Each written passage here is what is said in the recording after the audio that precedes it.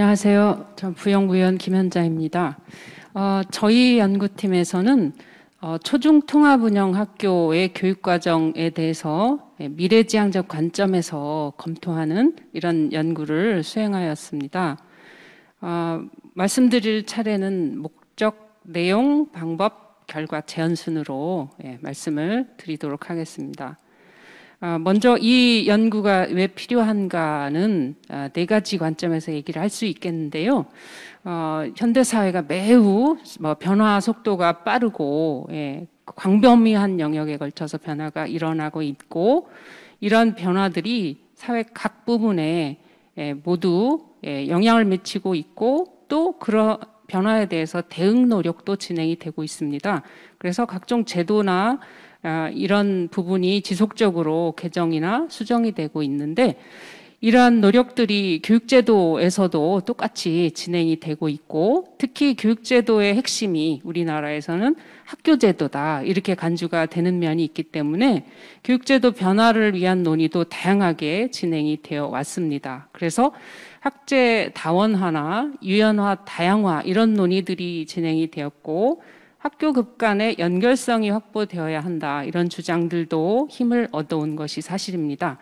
그리고 초등학교의 취학 연령 하향화나 학기제를 학기제 운영을 개선해야 하는 것 아니냐 하는 논의들도 이루어져 왔고, 또 더 급진적으로는 초, 중 등 과정을 하나로 간주하는 무학년제, 즉 일관학제 이런 논의들도 진행되어 왔습니다.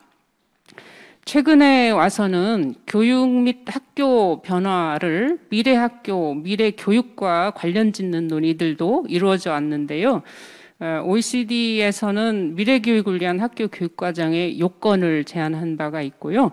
또 이혜영 외 연구자들은 학교가 단기적 또는 중기적 그리고 장기적으로 변화해야 하는 모형을 제시하기도 했습니다.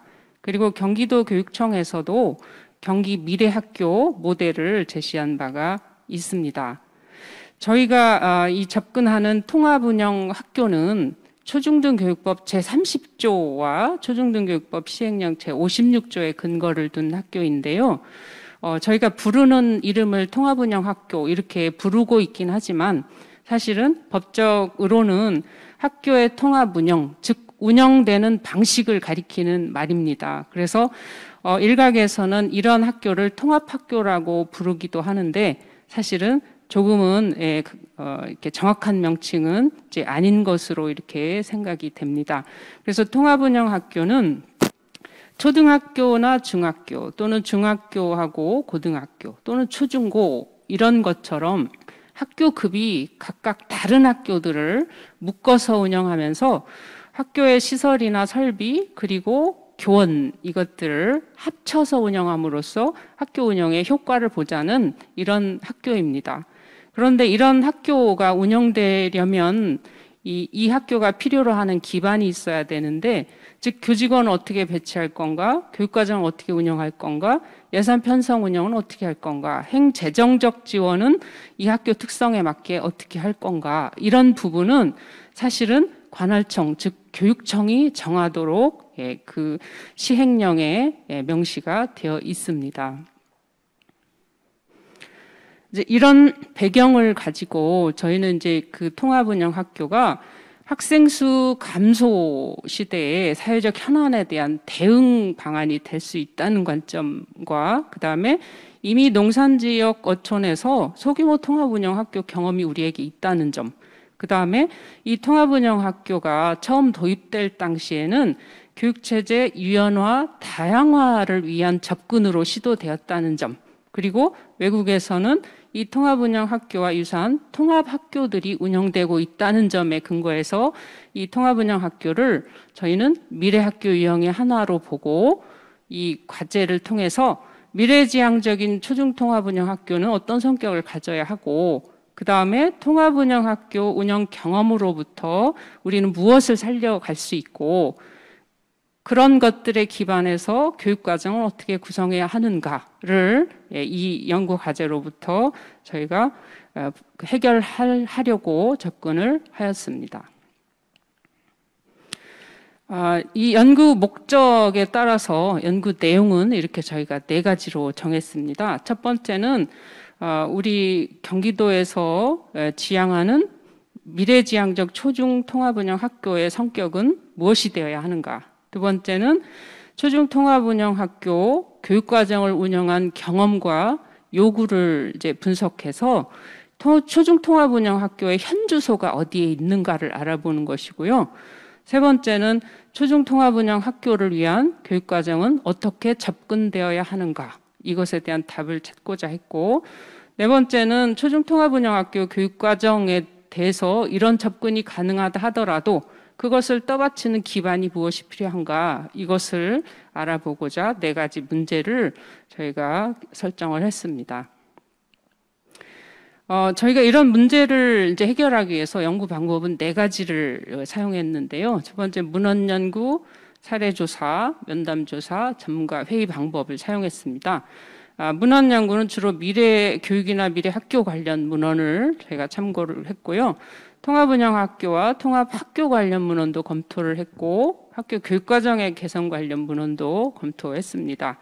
그리고 사례조사는 국내 통합운영 학교를 운영한 사례들을 저희가 현장 조사하고 면담하고 문서 수집하는 이런 방법을 활용했고, 국외 통합운영 학교에 대해서는 문헌 조사를 통하여 사례 조사를 대체하였습니다. 그리고 면담 조사는 통합운영 학교에 대해서 과연 우리 그 교육 관계자들은 무엇을 기대하거나 요구하는가를 알아보기 위해서 면담을 했는데요. 이 면담에는 초중 교사들이 있었고요. 그 다음에 통합운영학교가 설치된 지역에서 근무하는 교육 전문 직원들이 있었고, 실제 초중 통합운영학교에 근무하는 교육 행정직들이 있었고요. 그 다음에 초중 통합운영학교가 설립될 예정인 지역에 거주하는 학생과 학부모가 포함되었습니다. 그리고 전문가 회의는 저희가 통합운영학교의 교육과정 지향을 설정하거나 교육과정 구성의 영역을 설정하는 데 있어서 저희 기준이 타당한지를 검토하기 위해서 의견을 청취하는 이런 통로로 활용을 했습니다. 그러면 저희가 이제 발견한 연구 결과를 조금 부분에 따라서 말씀을 드려보면요. 경기도 교육청에서 미래학교를 구상하면서 미래학교 모델을 4가지로 유형을 제시했습니다. 첫 번째는 재구조화형, 대안형, 진로직업형, 마을학교형으로 제시했고, 통합운영학교는 재구조화형에 속하는 학교입니다. 그러면 이런 경기도 교육청에서 제시하는 미래학교 모델에 있어서 미래학교들은 어떤 특성을 갖는지를 보면 교육 목적이나 교육 과정 및 평가, 교육 방법, 조직 및 구성원, 교육 환경 및 시설 등에서 사회적 요구와 교육적 요구를 많이 수용한 학교로 이렇게 모델이 구성되어 있는 것을 알 수 있었습니다. 초중 통합운영 학교는 이제까지는 대략 농산어촌에 설립이 되어 왔습니다. 최초로 초중 통합운영 학교 또는 통합운영 학교가 설립된 근거는 1997년에 이전 지금 폐지되었죠. 구교육법의 제85조의 2의 근거 조항이 신설되면서 통합운영학교가 설립될 수 있는 근거가 마련이 됐는데요. 사실은 그 10여 년 이전부터 국가 주도로 농산어촌 지역에는 소규모 학교들을 통폐합하는 정책이 계속되어 오고 있었습니다. 그리고 IMF 관리체제 90년대 후반이죠. 관리체제를 맞이하면서 사회 전반의 구조조정 흐름이 일어났고 교육계에서도 학교가 효율적으로 운영되어야 된다는 이 요구가 반영되어서 사실은 통합운영 학교 조성이 학교 운영 효율화 장치로 활용된 측면이 있다는 전문가들의 분석이 있습니다. 그래서 이런 통합운영 학교는 98년부터 이렇게 지정이 되기 시작해서 99년에 급증하게 되고 2000년 이후부터 2018년까지는 미미하게 이렇게 이어져 오는 학교로 되어 있습니다. 통합운영학교가 지금 현재 이제 얼마나 전국에 있는지를 보면 저희 보고서에는 2019년 통계를 이제 반영했는데요. 여기에 제가 2020년 5월 기준의 통계를 가져왔습니다. 그래서 초중 학교에 비해서 중고 학교가 한 3개 정도 더 많고요. 전국적으로 107교 정도가 통합운영 학교로 지정이 돼 있는데 학교의 소재 및 특성을 보면 주로 농촌 지역의 소규모 학교들이 많고 농촌 지역 그러면 이제 도서벽지 지역까지 포함한다면 주로 작은 지역의 통합 운영 학교들이 설립 운영되었고 일부 학교들은 영세 사립중고등학교나 예체능 또는 국제계열 중고등학교에 걸쳐 있는 것을 볼 수 있습니다. 지정 시기로 보면 IMF 관리체제 하에서 가장 많은 학교들이 이제 설립이 되었다고 볼 수가 있고요. 2020년까지 오면서 그간 지정 해제된 학교들도 있습니다. 여기서 지정 해제되었다는 것은 학교가 이제 폐지되었다든지 하는 변화를 반영하는 것이고요. 전국적으로 보면 충남이 20개로 제일 많고요. 전북과 경북이 16개, 전남 12개 순이고 경기도는 2020년 9월 기준으로 하면 8개고요. 5월 기준으로 하면 7개 이 정도를 차지하고 있습니다. 그런데 지금 이제 새롭게 우리가 초중통합운영학교 또는 통합운영학교에 대해서 더 관심을 가져야 되는 이유 중에 하나는 초중통합운영학교 또는 통합운영학교가 이제 더 이상 작은 지역에만 설립되는 학교가 아니라는 점입니다. 그래서 인구가 감소하는 원도심 지역의 소규모 학교들이 통합운영학교로 만들어지고 있고 처음부터 도시개발 지구에 규모가 큰 통합운영학교들이 30여 학급 내지 40여 학급을 가진 학교들로 설립되는 것을 지금 이제 최근에 자료로 볼 수가 있습니다. 이런 흐름은 학교를 이제 신설하고자 할 때 교육부의 중앙투자심사를 받게 되는데요. 2014년부터 학교 신설 심사가 강화돼서 더 이상 초등학교나 중학교 단독 학교로 설립하는 것을 억제하는 이런 결정과 관련이 있습니다. 그래서 2016년 서울의 송파 가락 시형 아파트가 재건축되면서 단지 내 초중통합운영 학교 신설이 승인이 됐고 그 결과로 2019년 3월에 학생 수 800여 명이 넘는 개교 당시 그런 초중 학교가 탄생이 되었습니다. 이런 이제 흐름은 전국적으로 좀 이어지는 추세라고 볼 수 있고요. 경기도에서도 대규모 그 학급을 가진 초중통합운영학교 신설 계획이 있고 타 지역들에서도 신설 계획들이 보고가 되고 있는 것을 볼 수가 있습니다. 저희는 이제 이런 통합운영학교, 즉 이전에는 작은 지역에 설치된 작은 학교였는데요. 앞으로 도시 지역에 설립될 학교까지를 고려한다면 초중통합운영학교의 성격은 저희는 5가지 성격을 지녀야 한다고 보았습니다. 첫 번째는 교육받을 권리가 존중되는 학교라는 것이고요. 두 번째는 학교 통합운영의 기반이 정말 이제 이 계기로 확보가 되어야 한다. 이런 요구를 반영했고, 세 번째는 이 학교도 역시 미래 변화를 수용해야 한다. 네 번째는 교육과정 운영의 자율성이 실질적으로 확대될 필요가 있다. 다섯 번째는 학생의 성장 관리를 할 수 있는 학교여야 한다는 것입니다. 첫 번째 교육받을 권리가 존중되는 학교는 이 부분은 조금 경시되기 쉬운 부분인데요.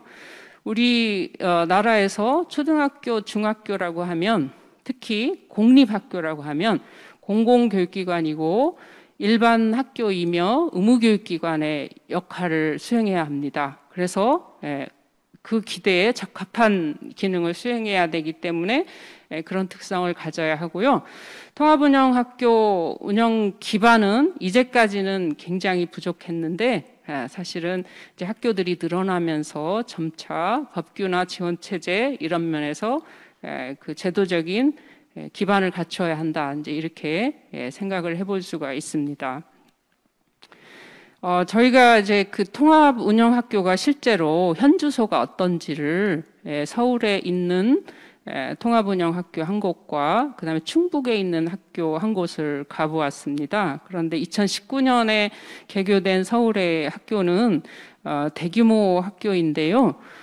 이 학교는 시설 설비는 초등학교, 중학교가 각자 활용할 수 있도록 이렇게 구비가 되어 있었는데 교원이 통합 활동에 대해서 사실은 이제 그 준비되어 있지 않았고 의지도 미흡하고 교육지원청에서 지원 체제도 부재한 상태였고 중학교를 타 초등학교 졸업생까지 배정받아야 되는 이런 상황에서 과연 통합성을 얘기할 수 있는가 하는 문제를 가지고 있었고 본격적으로 교육과정의 논의가 이제 시작이 되어야 되는 지점에 있었습니다.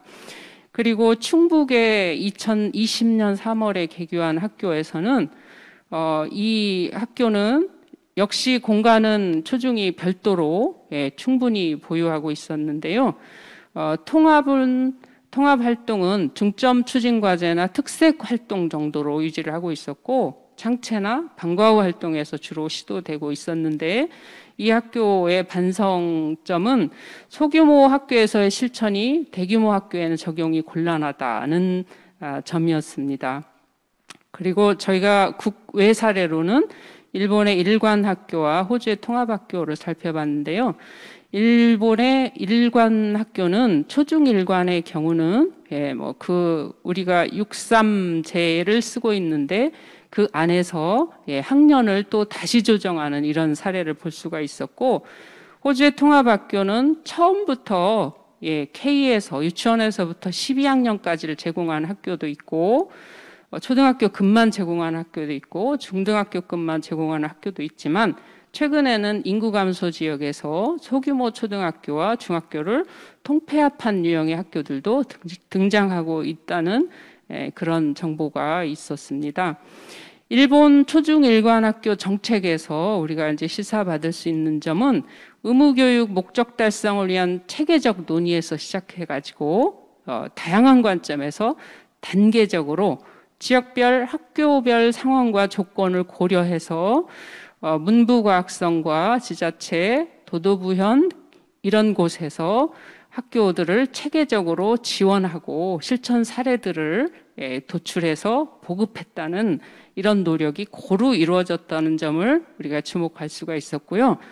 호주의 통합학교에서는 이제 그 교원 부족 문제에 접근하는 방안으로 복식 학급을 활성화하고 있다. 이제 우리가 생각하면 이거는 조금은 이제 조금 주목할 점인데요. 그런 점이 있었고 통합 학교라고 하더라도 학교급별 교원 자격 제도는 엄격하게 분리 적용하고 있다. 이제 이런 점이 사실은 우리가 생각하는 통합 운영 학교에서 교원 활용과는 조금 반대되는 방향이었습니다.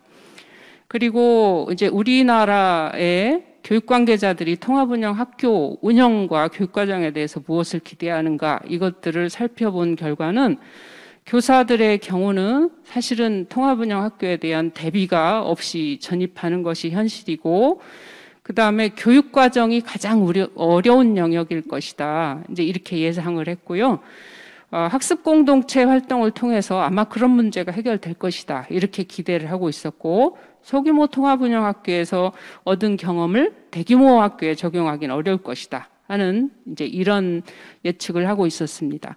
그리고 교육행정직은 교직원 중에서 유일하게 겸임 발령을 받을 수 있는 이제 이런 신분에 있었는데 각종 업무 시스템이 학교별로 분리 운영되고 있어서 동일한 일을 학교별로 계속 반복하는 이런 상황에 있었고 그 다음에 규정이나 지침 이제 이런 부분이 미비해서 사실은 제대로 일을 할 수 없다는 이제 이런 불만족을 가지고 있었습니다. 교육지원청에서 통합운영학교를 장학 활동을 하는 장학사들 역시 통합운영학교는 특수성도 미흡하고 일반 학교로서의 강점도 부족하다. 이제 이런 생각을 가지고 이 학교를 보고 있었고요. 제도적 뒷받침이 굉장히 미흡하다. 이제 이렇게 보고 있었습니다. 그래서 제도적 뒷받침을 할 수 있는 장치를 마련해야 된다. 이제 이렇게 보고 있었고, 학부모들은 사실은 자녀 학교 생활에서 성적을 가장 중요하게 생각하고 있었고, 좋은 대학에 보내는 이제 이런 그 관심을 가장 크게 유지하고 있어서 선행학습을 시키거나 수행평가를 돕거나 실기 준비를 도와주는 이런 일을 실제로 하고 있었는데, 통합운영 학교의 요구와 이제 어떻게 이 부모들의 요구가 조화가 될지 이 부분이 조금 우려되는 점이 있었습니다.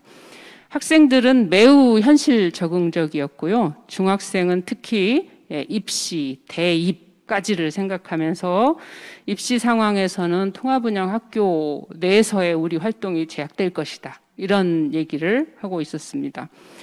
저희는 통합운영 학교의 교육과정 패러다임이 좀 바뀌어야 된다는 이제 방향을 좀 생각해 봤고요.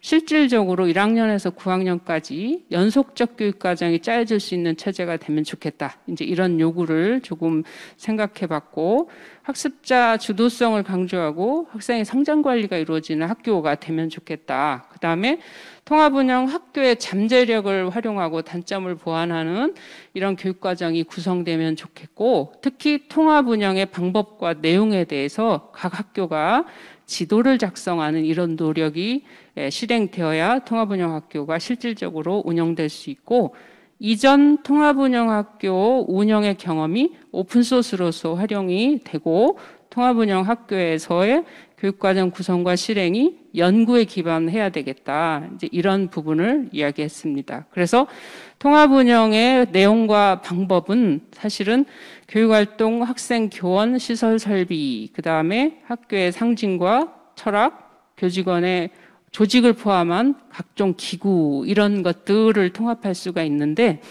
이것을 이제 조합하는 방법이 어떠느냐에 따라서 통합의 모습이 달라질 수 있다. 그래서 이러한 결정은 사실은 학교의 상황과 준비도에 따라서 달라질 수 있으므로 통합의 그림은 아주 다양하게 나타날 수 있다. 이제 이렇게 예측을 할 수 있었습니다. 교과를 통합하는 방법, 동교과를 통합하고 학교교 간의 타교과를 통합하고 주제를 통합하고 이렇게 통합하는 방법은 이론적으로 얘기할 수 있는데, 어떻게 하더라도 교원의 팀 티칭과 학생의 참여가 이제 이루어져야 한다는 이런 제한점이 있었고요. 실제로 통합운영에서 창체의 통합은 지금도 이루어지고 있고요. 기타 교육활동도 통합을 하는데 교과만큼의 제한은 이제 없다. 이렇게 판단을 하고 있습니다. 앞으로 통합운영 학교가 조금 더 이제 규제에 규제에 묶이지 않는다면 이제 언제 어디서나 학교 교육을 받을 수 있는 이런 유비쿼티의 특성을 지니는 학교가 됐으면 좋겠고, 학년군과 학습 집단을 다양하게 활용할 수 있는 이런 특성을 가진 학교가 되어야 하고, 교수 학습 방법이 이제 최적화되게 적용되는 학교, 교육과정 연계를 통해서 학습 이력이 관리되는 학교, 지역 기반 학습이 이루어지는 학교, 이렇게 저희가 상상을 했고요. 통합운영학교 교육과정이 자리를 잡기 위해서는 교원 배치, 그 다음에 교원 자격과 연수, 법규 정비, 행재정적 운용 기준 등이 현실 요구에 맞게 마련되어야 한다. 이제 이런 제언을 담았습니다. 네, 여기까지 말씀드리겠습니다.